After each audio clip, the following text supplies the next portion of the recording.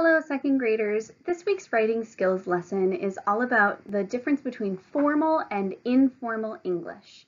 And that really just means learning how to write and speak properly in different settings and to different audiences.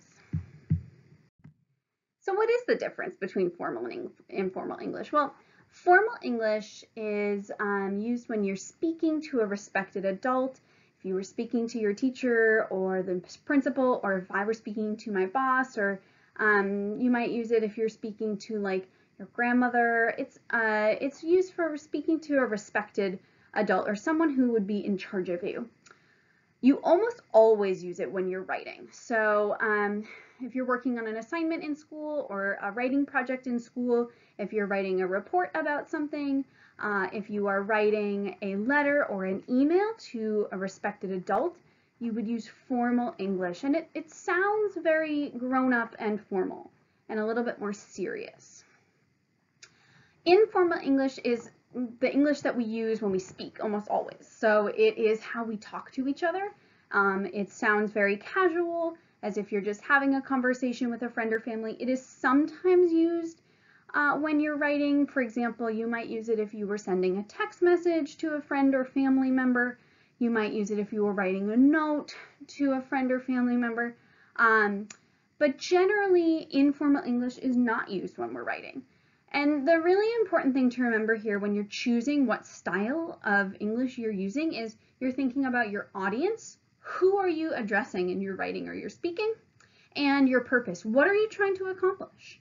Are you trying to convey information? Are you trying to have a conversation? Are you trying to ask a favor? Are you trying to convince someone of something? So those are all things to think about when choosing your style of speaking and writing. So let's look at some.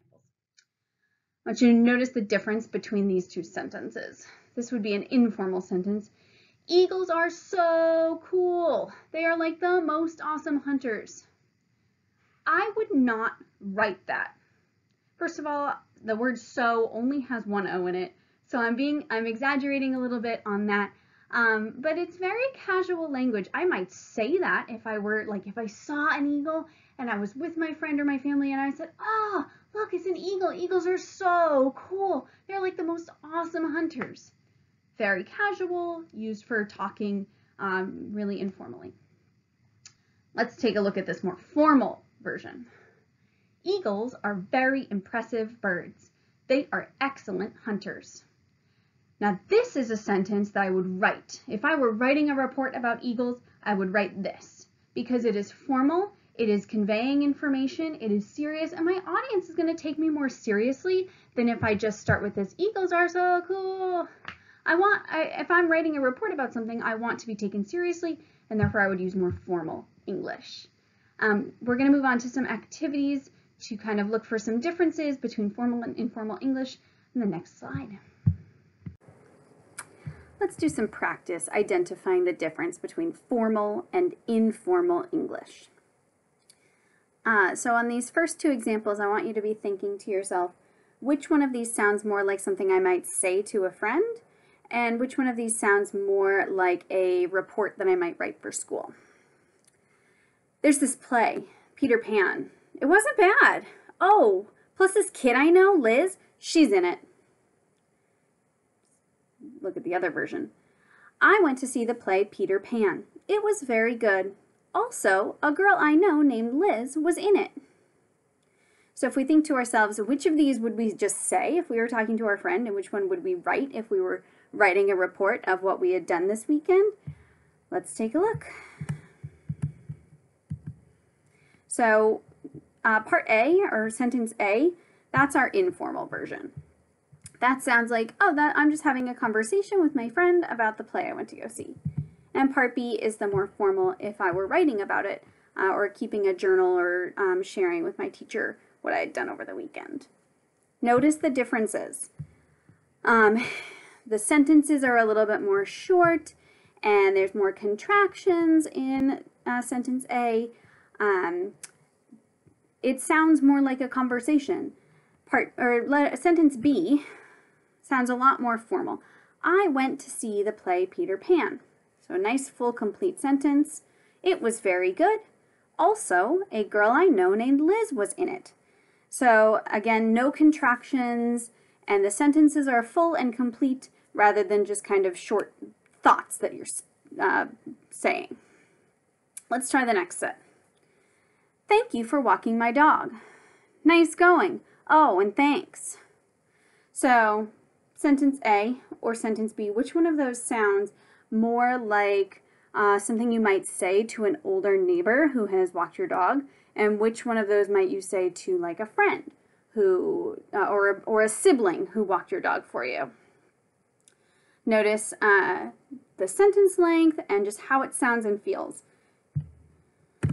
So sentence A is our formal sentence. Thank you for walking my dog. I would say that to my neighbor or someone older than me if they had done something nice for me, if they walked my dog for me. Sentence B is very informal. I might say that to like my big brother or sister or my best friend if they had come over and walked my dog for me. Like, nice going. Oh, and thanks. That's much more informal.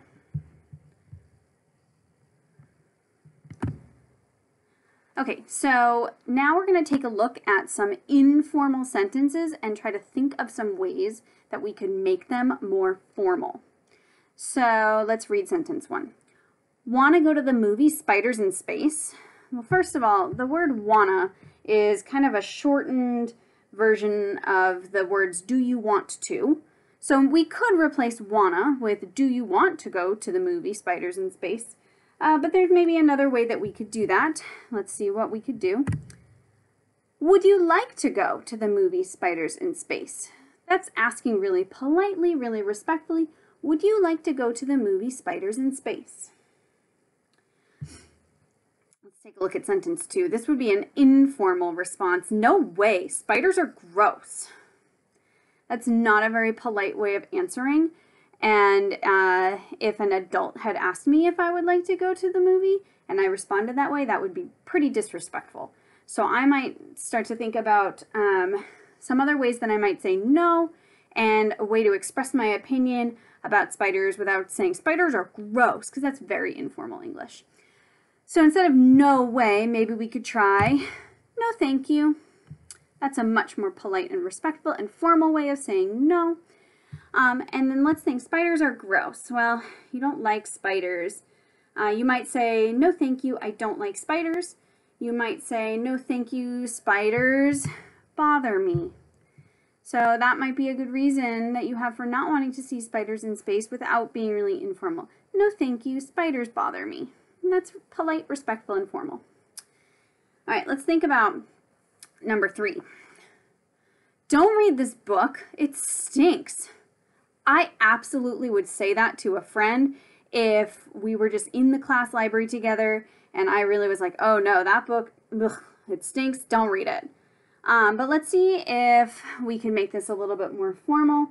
And if you were maybe presenting a book in front of the class and you were trying to say like, I've read this, but I didn't really like it that much, and you're not really recommending it, you might say, instead of don't, because that has a contraction in it, you might say, do not read this book.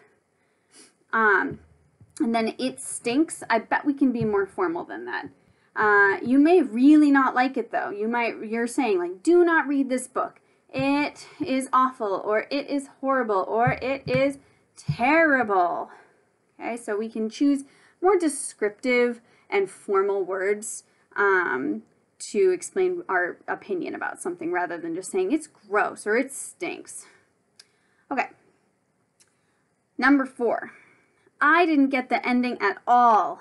Again, totally acceptable if you're just talking to a friend about a book, like I didn't get it. That means that you didn't understand it. So if we want to change this to a more formal version, first of all, we want to get rid of the contraction. And instead of saying I didn't get it or I don't get it, we could use the word understand. So I did not, we want to replace that. I did not understand the ending at all. And so if I were presenting to my class about a book that I really didn't like, I thought it was terrible, and I didn't understand the ending, this is how I would explain it. Rather than, don't read this book, it stinks, I didn't get the ending at all. That's informal. Formal, do not read this book. It is terrible. I did not understand the ending at all. Hopefully now you have a little bit of an understanding of the difference between formal and informal English.